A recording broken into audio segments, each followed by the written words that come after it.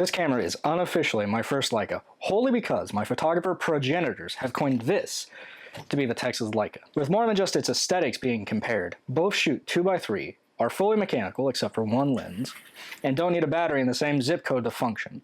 With the M4 being its contemporary, both have a reputation for superb optics and robust build quality. The gulf between them is the lack of lenses on the Fujica side, but that can be attributed to the grueling task of covering medium format's last normal format of 6x9. This camera and its small bevy of lenses was my first real step into shooting film as a hobby, mostly because I got the itch. Damn you, grainy days!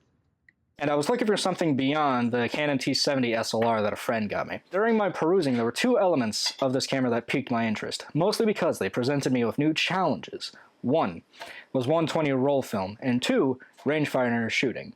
I've shot plenty of 135 and SLRs like the T70 and my dad's old Minolta, and sheet film, but not 120 nor 220 roll film. At this time, I've had this camera for a little over 2 years, and after much writing, rewriting, and rewriting, for this review, I've cranked through a deluge of stocks with most of the lenses that this system has to offer. And I have to say that I think this is a substantial reason why I have become a better photographer, or at the very least, why I understand film as a medium better. And I would like to share my thoughts and experiences with this Brogdon-Nagyan mechanical rangefinder. One thing to note before continuing, this is a whole-ass review where I talk about the 690 and the experience using it and its lenses. My experiences with the GM670 are peppered in, but most of my experience and opinions can be carried over between the two almost interchangeably. There are fast reviews because the timeline for this video is 35 minutes and has been in the works for pretty much since I first got my rolls back. And I saw the limited reviews offered here on YouTube, and I'll link some of my favorite reviews and references below. There are four main areas of using this system: its beautiful lenses, and the experience of using it for so long, its effects on me as a photographer, and I would like to shed some light on the hundreds of feet of film I've pulled through its mechanical gate. These being, as stated above, all the bodies and lenses except for one lens are fully mechanical, meaning that the metering step of the shooting process isn't viewable through the viewfinder, and you have to do it separately.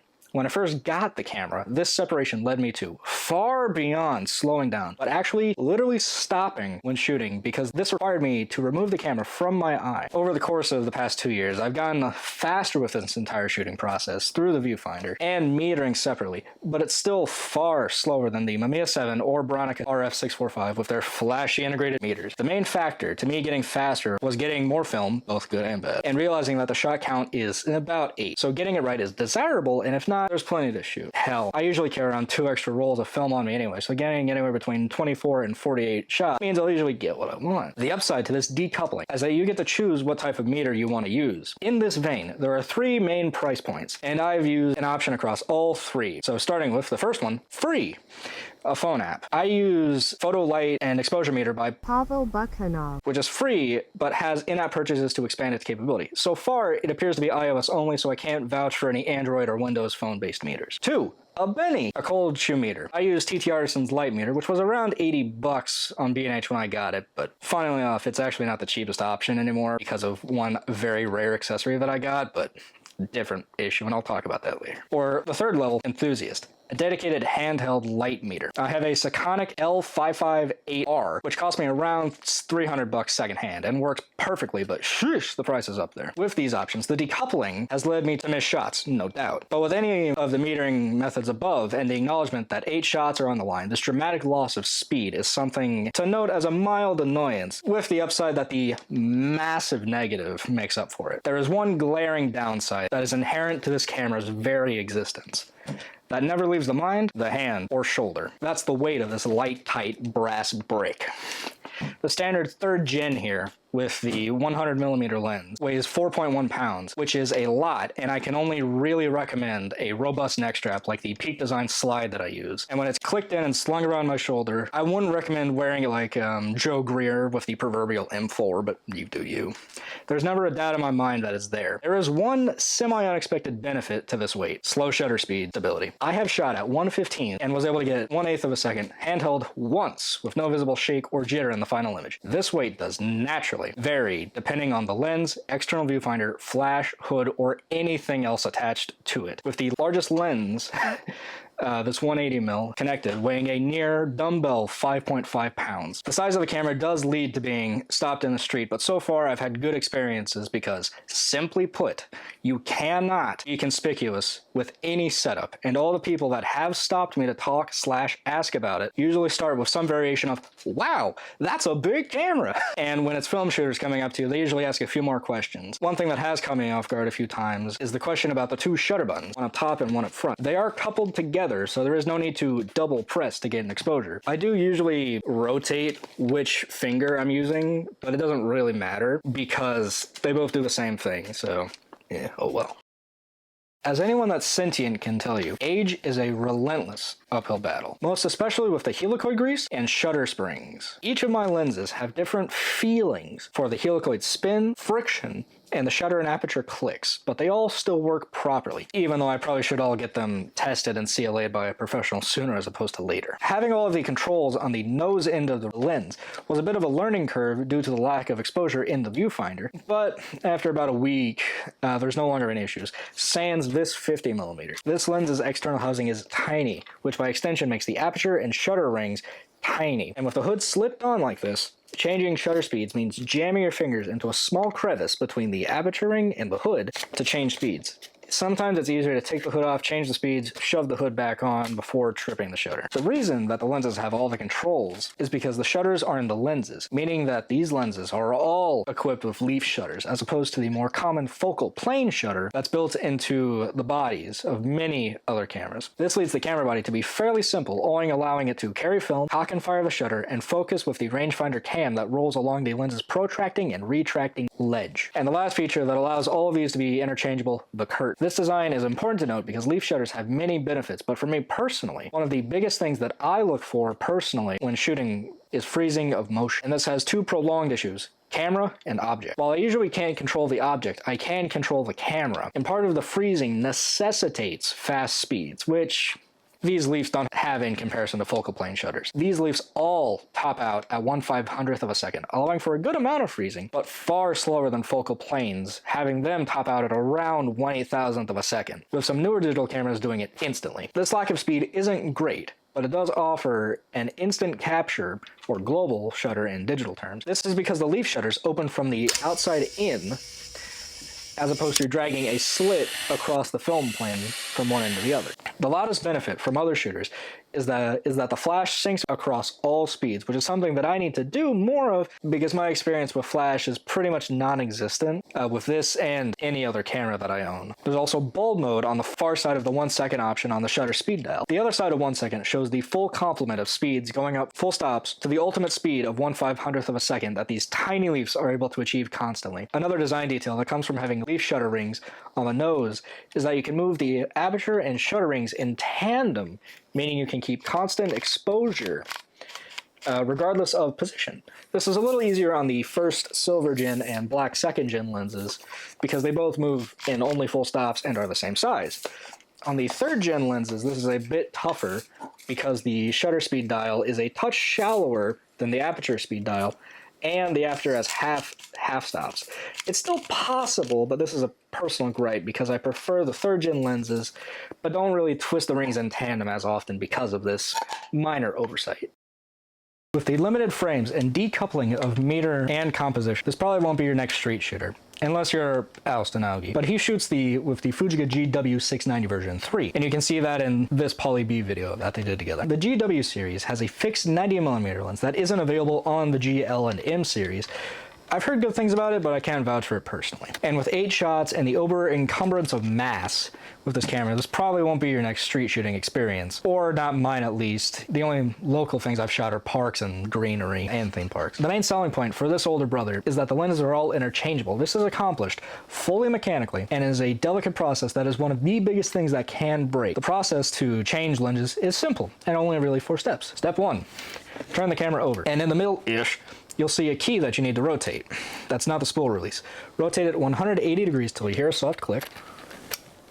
2, flip the camera over. When you're looking at the lens mount, there's a ribbed button at about the 3 o'clock position. Push it down towards the film plane and keep it held down while you, step 3, rotate the breech lock at the base of the lens counterclockwise, which means rotating the red dot that is on the lens towards the red dot that's on the camera to the 12 o'clock position. Keep it held down, and step 4, pull the lens straight off the body, and be sure not to bang the rear element group on the mouth of the barrel. And this is only really recommended when removing the 65 and 50 mm because they do have the protruding things. To mount the lens, you do it in reverse, red dot to red dot, rotate. When releasing the curtain, you should hear a soft release. Keep in mind that the body will push the locking pin into place so you can't twist off the new lens so you don't blow the frame. The first gen doesn't have the interlock system that the BLP and GL&M have, meaning that if you forget to close the curtain on the G690 and take off the lens, you can blow a frame. But this was quickly fixed a year later with the BLP coming out. Now that you've attached the lens and opened the curtain, let's talk about the bodies first, and then we'll be talking about the lenses. If you want to hear about the history of this camera, there's a great review by Carmine Haverna. He does a great job exploring and explaining the things that happened in Japan at the time to cause this camera to be made, and explains it far better than I could. But let's talk about something I can talk about. Specs. I have, against my better judgment, purchased all 3 generations of bodies, and naturally they all have upgrades, side grades, and downgrades. But to start, the G690, or the Silver Fox as I call it. The first gen where Fuji was trying to figure it out. There are a few oddities that stand out in relation to the next gen. Moreover, it has some of the initial stances that Fuji knew that would be a part of the camera. So first, an interchangeable lens rangefinder that produces 6x9 images. 2, a dark slide that allows lens swapping without blowing shots. 3, pressure plate swap as 120 and 220 film coexist at the time. An option to shoot sheet film is actually presented here on the camera. A double stroke advance to wind from one frame to the next, and all of these are on the camera, but there are a few massive missing things. But for the first swing, there's a solid 75% of what the GL would become. One thing that stands out to me as an inclusion in this one that was removed in later gens was a little red flag to indicate when the curtain is open, clear, or red, closed. This is desperately needed as the lack of interlock system on the lens mount means that you can blow a frame on accident. But about a year later, Fuji fixed this with the BLP. Breech lock, positive. This is a solid upgrade to the first gen product. The following have been updated. The rangefinder is now fully parallax corrected. Dark slide mechanism was changed from a flag to a key, and it's a lot more reliable. The lens and body now have interlocks, meaning that you can only remove the lens when the curtain is closed, so you don't blow a frame on accident. And there are a few issues with this version for me personally, but the main sticking point for me is this. The proprietary nature of the rangefinder hood is a big point that leads this camera to feeling off compared to its younger brother. The biggest update on this version is the lens mounting locking mechanism as opposed to the first gen. But in '74, Fuji decided to swing for the fences with the GL and GM670, nearly identical twins. This is the last interchangeable G-mount rangefinders, and they feel the most complete because it adds and removes things that lead to the most coherent version of what the camera is supposed to be with the purest expression of the mechanical 6x9 rangefinder. The biggest change is that a sister camera was made alongside the GL, the GM670, which shoots 6x7 with all of the upgrades that the GL also has, those being the rangefinder mechanism has been upgraded from a 84% to a 92% magnification rate. They also were able to finally license the 19mm round eyepiece from Nikon and allows for a slightly more available diopters and hoods, especially here in the 2020s. They added a front-mounted shutter release that's coupled to the top one, so the shutter fires regardless of which button you hit. You can also put a shutter cable on the front when it's still fired on top. Oddly, the option to shoot 120 short film was added. There's very little info about these in general, but the gist is it's half the length of a normal 120 roll, allowing for 4 or 5 shots respectively. The opening of the film door was also changed to just a twist on the bottom right lug, and there are a few design differences between the GL and the GM, those being a 0.5mm mask, flanking the inner gate, cropping from 9 to 7 centimeters on the 70. The rangefinder has also been cropped by the same amount to shorten it to reflect the crop area, and the gearing of the film advance was shortened by a few degrees, but it's still a double stroke advance. I don't remember the exact degree, but I remember seeing it somewhere. My main complaint with the GL and M is that the viewfinder cleared by 2 design choices. Removing the dark slide indicator, which I really do miss, and the frame line text indicators for the 100 and 150mm lenses were removed, so it's just blobs now, which still work, but Both of these removals do lead to a clearer viewing experience, but I do wish the indicator was still there so I'd know when the curtain was closed. With all these being noted, I personally prefer the GL because it feels just right. All the lenses are backwards and forwards compatible, but there are two important notes before continuing. The first gen lenses are technically compatible with the BL and L and M, but they do not lock into the body, as they weren't made with the locking mechanism in mind. There are two ways to fix it. One, the breech lock fully twists onto the ring tightly but isn't pin locked into it, just friction locked, but be forewarned. If/when you forget to close the slide, you will blow a shot when changing lenses. Or two, you can grind away the breech lock so that it allows the lens to pin lock onto the body. There are 7 unique lenses across all 3 generations that are optically superb, but offer plenty of character in their own regards, and they break down into this chart like such. Before we start, there are some footnotes. The only difference between the first and second gen lenses are 1, color, and 2, the ability for the body and lenses to interlock properly as I've stated above. As I have the chart color-coded, the red and green shows the lenses that do and don't exist, and the only unknowns being the third gen 150 and 180mm lenses. This is due to the owner's manual not showing both of them with the appendage new type and the GL and M manual. Moreover, I don't personally own all the lenses on this chart, but with this note above, I will be sharing a few specs of the lenses that I do have. There's also a 250mm that Dante Stella mentions that Camera Wiki and Camerapedia.fandom piggyback off of, but even Dante says, and I quote, "I don't know much about this lens, but I believe this lens lived on to be the GX680 250 5.6 SLR lens. This lens does not appear in the Japanese manual and may just be a myth," end quote. Due to this, I am not personally going to mention it further and will act as its vaporware until proven otherwise. But with all of this, let's talk about each lens in its specifics going from wide to tight. First is the 50mm. This lens is hyper rare and sellers know this, mostly because this lens delivers an ultra-wide experience on both 6x9 and 6x7 and yields a staggering 21 and 25mm equivalent field of view respectively. With this wideness, I've taken fantastic pictures of interiors of cars, restaurants, and instances where the amount of information for storytelling is insane. This lens came alongside the GL and M, so it has a 3rd gen redesign, meaning that the rubber diamond knurling on the focus ring allows you to grip better than the straightforward metal knurling that the 1st and 2nd gen have. Along with having aperture half stops, the focusing ring turns smoothly and brings the rangefinder into focus with no problem. The entire package of this lens is stellar, and the only personal downside is the spacing between the lens hood and the shutter speed dial that I mentioned above. Its accessories, it's only really 2. The viewfinder, since it is a 3rd gen, it's a Reflected Alabata. external viewfinder, is bright and clear for both 6x9 and 6x7 frame liners for proper composition regardless of body mount. Another benefit is that its pivoting mechanism is shared with the 3rd gen 65mm, with the only difference being a wider frame lines. Moreover, one of the best things that applies to all these lenses in the series is that they're all rangefinder coupled. The rangefinder doesn't have frame lines for this lens because it just isn't wide enough, but the double image is there to allow for proper focusing, so you can still compose while making sure everything's in focus on the external viewfinder properly. The lens hood. The hood is shared between it and the 65mm, which is right here. There is a locating pin here on, so you know it's in the right position. Plus, the square look on both lenses really makes them look far more professional and more like the aforementioned Leicas. The rear cap. Well, the last thing to note about this lens is that the rear cap needs to be extra deep due to the depth of the rear elements. This is only to note because there are 2 models of rear cap, a 2mm one that fits all the lenses but the 50mm, and a 3mm one that is specifically made to fit the 50 massive protruding rear elements, but it can fit all the rest of the lenses too. I can't vouch for any third-party or 3D printed caps, but I'll leave them down below. As stated above, with the 3rd gen, getting a redesign letting aperture half stops and swapping the straight metal knurling for diamond rubber knurling, along with introducing the 50 and the faster 65mm and the redesigned 100mm that's lighter and simpler. This leads me to personally think that the 3rd gen lenses all have EBC coatings, but Fuji didn't want to brand all the lenses with EBC because the 100mm AE is the only ones that officially has that coating. When doing my research, I read up the full lineup of lenses, knew that I wanted to acquire all of them. That did require waiting for a 50mm to come on sale, and that came after about 15-ish months. One popped and I had to get it, but I was able to procure it for a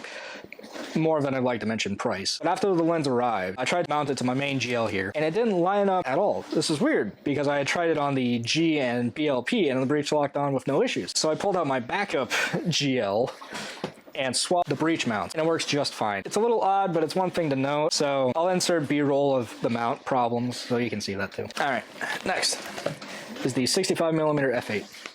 This lens offers one of my personally favorite perspectives, the more and more I shoot it. That would be a 28mm. I really do like the wideness, but not the breadth of the 50. But sadly, I've used this lens very little because I was able to procure a f5.6 version first. But the first few images I took, it was solid, and this lens yields fantastic images, even though I do prefer its faster, younger brother. Accessories, the viewfinder. This viewfinder is a projected bright line viewfinder. One massive plus is that this pivoting mechanism is better than its younger brothers because this one has hard stops at close and infinity focus, as opposed to the third gens, which just rotate forever. This pivot also allows you to get composition better because you'll know when you're at infinity. As far as I can tell, there's no official hood offered for this lens. There are 3D printed options, but they say they're for the 5.6 version, so I can't vouch for if they do fit on this one, considering the 5.6 has a mounting pin.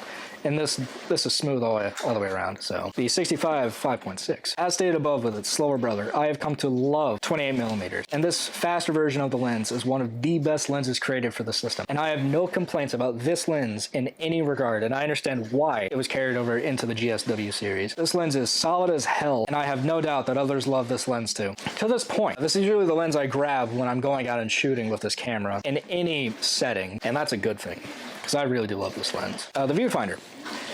Being a third gen, it is a reflected alabada, as I keep stating, and is superb too. The only complaint is that the pivoting mechanism doesn't have hard stops, so it'll just rotate indefinitely, which becomes hard if you lose track of where it is. This only really becomes an issue when shooting, but other than that, it's a mild annoyance. So just like find infinity and go from there. The hood needs to be stated with the hood compared to the 50mm. Hopefully you get it with the lens, as finding them separate is very hard or impossible. The 100mm 3.5. This is the standard lens, and as stated, I refer to it as the hammer, mostly because not every problem is a nail, but this lens fixes most of them. And this is usually the second lens I grab compared to the 65, even though the 65 is always attached.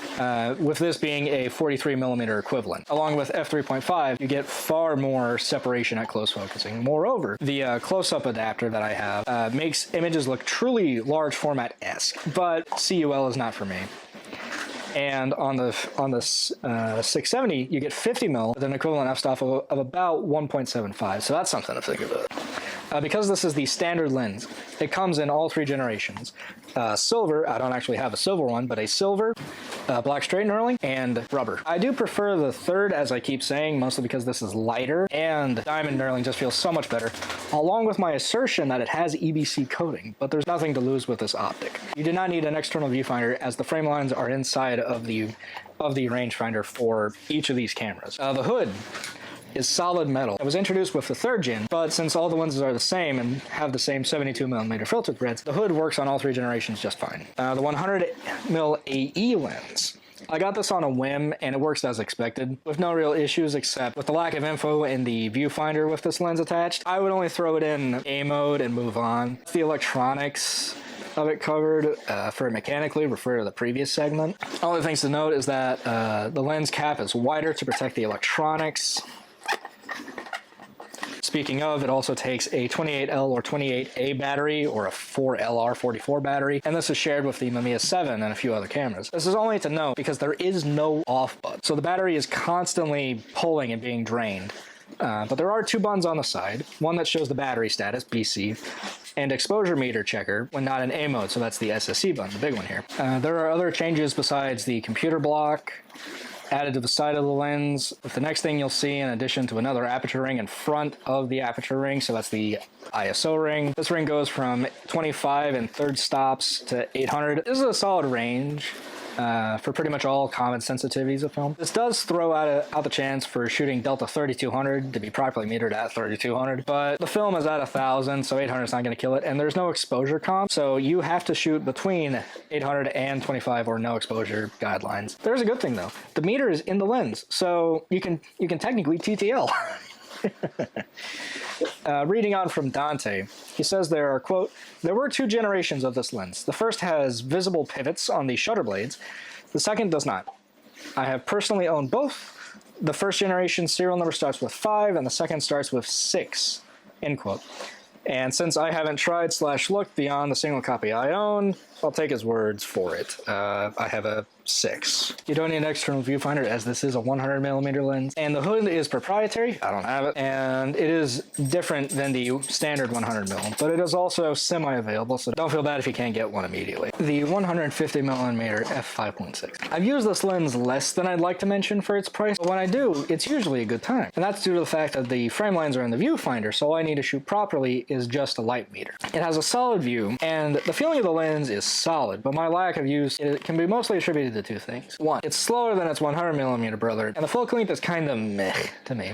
It's 65mm, and it's okay, but when I want to shoot a tighter focal length, I'll usually grab the 180, but the few times I've committed to the 150, it's been a fantastic time. But for me, this lens is a challenge on 6x9. You don't need a viewfinder as frame lines are in the viewfinders per standard, but the lens hood is different. This lens hood is fully plastic and painfully threads onto the front of the lens. But that isn't the big issue for me because I'm a big fan of magnetic filters, as you can see. But the magnetic filtering doesn't really grab on the plastic like that, so eh. But this isn't really an issue as long as you aren't thrashing it about.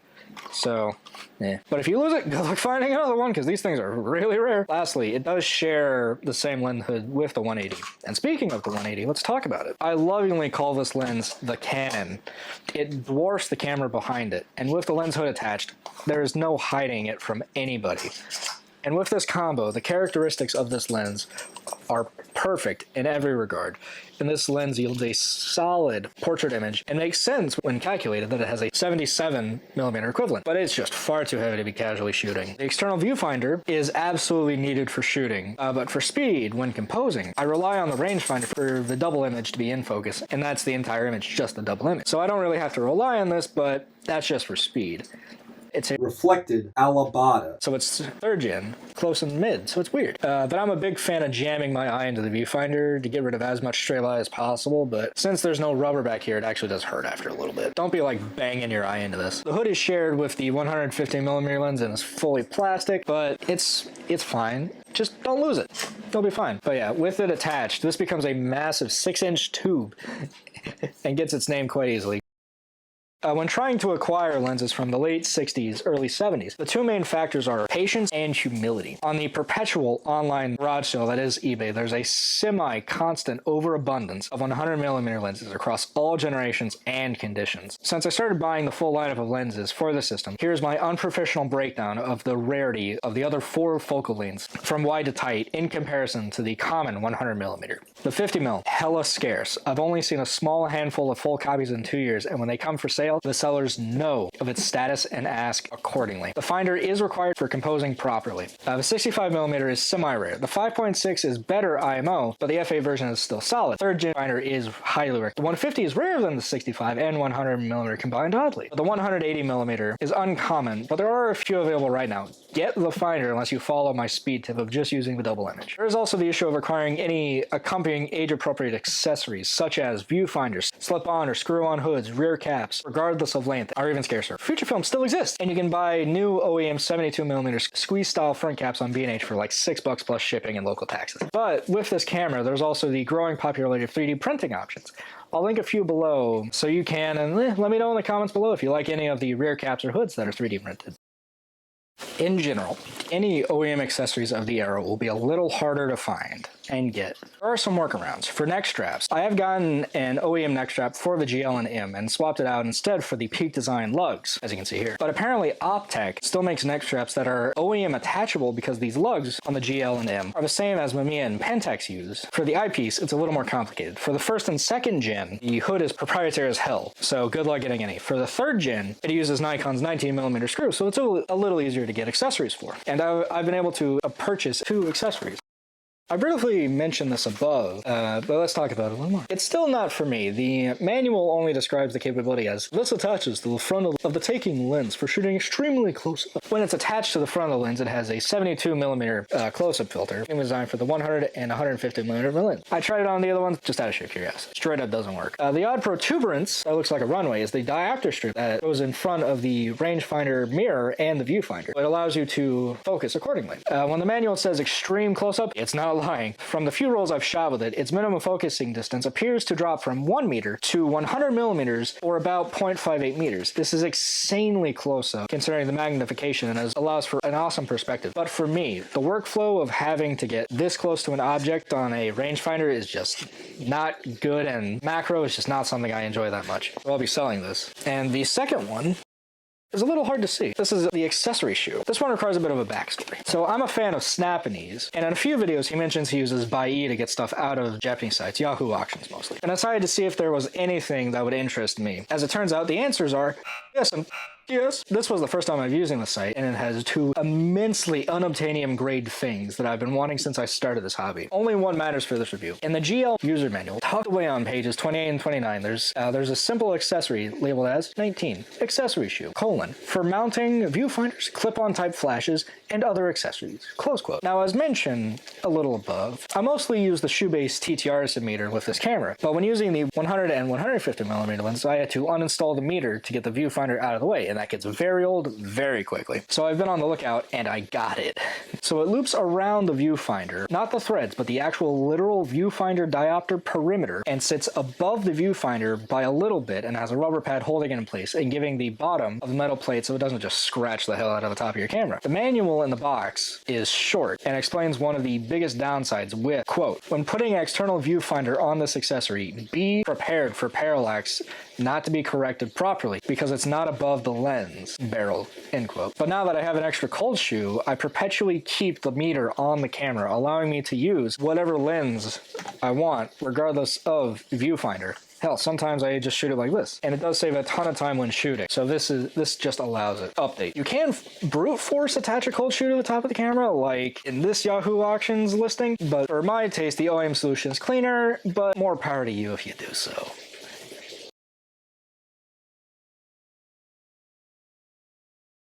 When cutting a roll of 120, 8 6x9 shots can fit into a single print file 120-4B page, and a roll of 220 takes 2 pages. When shooting with the GM, a 120 roll of 10 takes 1.25 pages, and 220 takes 2.5 pages. With this math, I can store 25 rolls of 120 when shooting 6x9 in a standard pack, or 12.5 rolls of 220 coming out of the GL. And with the 5x2 cut method, I can store 20 120 rolls of 6x7 and 10 220 rolls of 6x7. To scan these images, I'm currently using an Epson V750 that's being orchestrated by ViewScan, which is outputting a raw DNG for Negative Lab Pro to use. After the scan is finished and downloaded to my computer, I enter the according EXIF data using emulsion into the image's EXIF data using analog EXIF, so that Lightroom can use its built-in filters to show me which bodies and lenses I've used. More importantly, the raw DNG workflow is so that a color negative and black and white film scan meets the requirements for Negative Lab Pro and allow for the best results possible when using that piece of software. With this workflow, one roll of 120 film with 8 scans at 2400 dpi, a touch higher than the optical resolution of the scanner, yields an image that's about 43 megapixels and around 260 megabytes in size, which means that a average 120 roll is about 2 gigs and a 220 roll being about 4 gigs. At the same optical resolution, a 6x7 scan comes out to 37-ish megapixels, with the file being slightly smaller at around 220 megabytes. But the folder sizes are the same regardless of roll length. While 43 and 37 don't sound like a lot, my Sony a7 IV that's recording this video has less in both regards, and that's plenty of megapixels for the work I do. And that's just capturing moments, having fun, and the occasional social media post. I do want to upgrade to a cool scan, but that's a more technical discussion that's out of the scope of this video.